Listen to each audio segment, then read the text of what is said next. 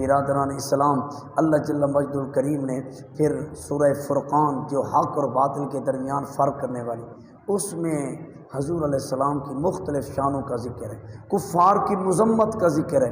کفار حضور کے بارے میں کہتے وقالوا ما لهذا الرسول یاکل الطعام ویمشی فی الاسواق، کیا یہ رسول ہیں جو چلتے بھی ہیں، کھاتے بھی ہیں، پیتے بھی ہیں، بازار میں بھی جاتے ہیں۔ ان کے کہنے کا مقصد تھا کہ کوئی نبی فرشتہ ہونا چاہیے، ہم جیسے انسانوں میں سے نہیں ہونا چاہیے۔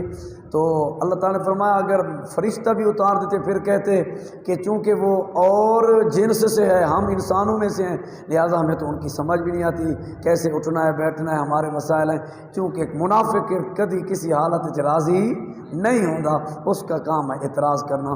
تو قرآن نے حضور علیہ السلام کی عظمت اور شان پر بیان کرتے ہوئے یہ 19ویں پارے میں ایک بطور مثال ذکر کیا کہ ظالم قیامت والے دن جو حضور کے بے ادب ہیں، حضور سے گستاخی کرنے والے ہیں، حضور علیہ السلام سے تعلق توڑنے والے ہیں، کل قیامت کے دن وہ اپنے ہاتھوں کو چبائیں گے اور وہ لاپ لاپ کر کہیں گے کاش ہم نے دشمنان اسلام سے دوستی نہ لگئی ہوتی، ہم نے رسول اللہ سے دوستی لگئی ہوتی۔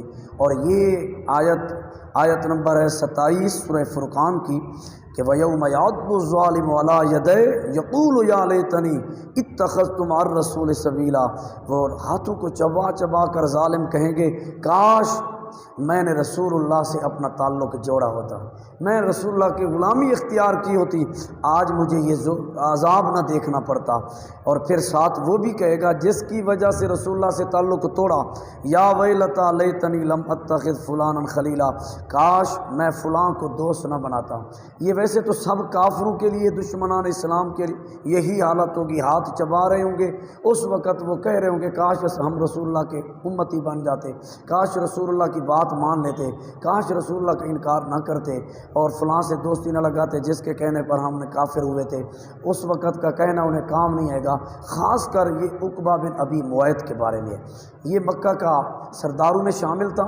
یہ جب مکہ سے باہر جاتا تھا، جب مکہ میں آتا تھا نا، بڑی دعوت کرتا، اہتمام کرتا، اس میں سب کو بلاتا۔ اس نے ایک مرتبہ حضور کو بھی بلا لیا، دسترخوان لگا ہوا ہے، عرب کے دسترخوان مشہور ہیں، وہ دیکھ بھال کرتے کوئی رہ نہ جائے، اور کھلا رہا ہے۔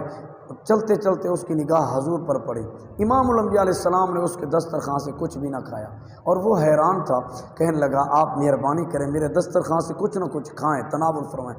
حضور علیہ السلام فرمایا میں نہیں کھاؤں گا۔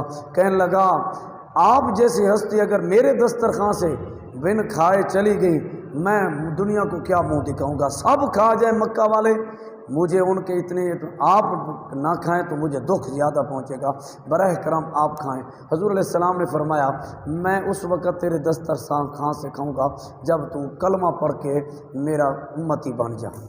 یہ آج ان لوگوں کے لیے سبق ہے جو کفار سے دوستی رکھتے ہیں لیکن اپنا مشن بھول جاتے ہیں، ان جیسے ہی ہو جاتے ہیں۔ حضور گئے لیکن کھایا نہیں، پہلے فرمایا کلمہ پڑھ، پھر اس نے کلمہ پڑھ کے مسلمان ہو گیا، حضور نے اس کے دسترخوان سے کھا لیا۔ چونکہ اس کی دوستی تھی ابی بن خلف کے ساتھ، وہ کفار دشمن اسلام تھا، دشمن رسول تھا، اس کو جب پتہ چلا تیرا دوست جو ہے نا وہ کلمہ پڑھ کے مسلمان ہو چکا ہے، اس نے اس کو دھمکی دی، اس کو کہا میرا تیرا کوئی تعلق نہیں ہے، ایک صورت ہے کہ تو محمد رسول اللہ کا دامن چھوڑ دے پھر میں مان۔ تو وہ بجائے اس کے کہ حقیقت پر ڈٹ جاتا، تو جو اس نے جملے کہے وہ تو میں نے دیکھو دکھائی یہ کلمہ پڑھے، میں کوئی حقیقی کلمہ تھوڑا پڑھا سی۔ اس نے یہ جملے بولنے تھے، اللہ تعالیٰ تو دلوں کے راز جانتا ہے، پھر ہمیشہ کے لیے وہ دھتکارا گیا۔ پھر وہ کافر تھا ابی بن خلف کا، میں تو مطمئن نہیں ہوگا تو نے تو کلمہ پڑھے، مجھے کیسے پتہ چلے گا کہ تو نے واقعتاً ظاہری کلمہ پڑھا۔ اس نے بالآخر شرط رکھ دی، کہا تب میں مانوں گا جب تم معاذ اللہ رسول اللہ صلی اللہ علیہ وسلم کو کوئی تکلیف پہنچائیں، یا اس نے کہا تھا حضور کے چہرے انور پر تھوک ڈالنے کا، یہ عمل کرے گا تو میں مانوں گا۔ اس کی بدبختی کلمہ پڑھ کر پھر یہ حرکت کرنے کے لیے ایک دن راستے پہ کھڑا ہو کر اس نے یہ حرکت کر دی۔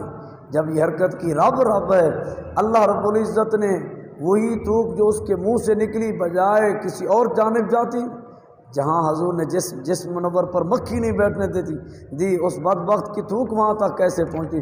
وہ دوبارہ ایسے ہوا کے ساتھ اس کے ہی چہرے پر جا لگی اور وہ انگارہ بن کر اس کے چہرے کو داغ دیا، اور جب تک وہ زندہ رہا اس کا وہ داغ موجود تھا، اور لوگ کہتے کہ یہ وہ بدبخت ہے۔ حضور نے پھر اس کے بارے میں کہا یہ مارا جائے گا۔ وہ ذلیل پھر غزوہ بدر کے موقع پر مارا بھی گیا۔ تو اس کے بارے میں ہے کل قیامت کے دن عذاب میں مبتلا ہو کر پھر وہ کہے گا کاش میں رسول اللہ کے ساتھ تعلق جوڑا ہوتا، میں ابی بن خلف کو دوست نہ بناتا، اس کے کہنے پر میں یہ حرکت نہ کرتا، لیکن اس وقت وہ کاش ہی رہ جانی ہے۔ آج لے ان کی پناہ، آج مدد مانگ ان سے، کل نہ مانیں گے قیامت میں اگر مان گیا۔ اللہ رب العزت حضور کے صدقے ہماری بخشش فرمائے، اور ہم حضور کی غلامی میں ہمیں زندگی دے، اور حضور کی غلامی میں موت نصیب فرمائے۔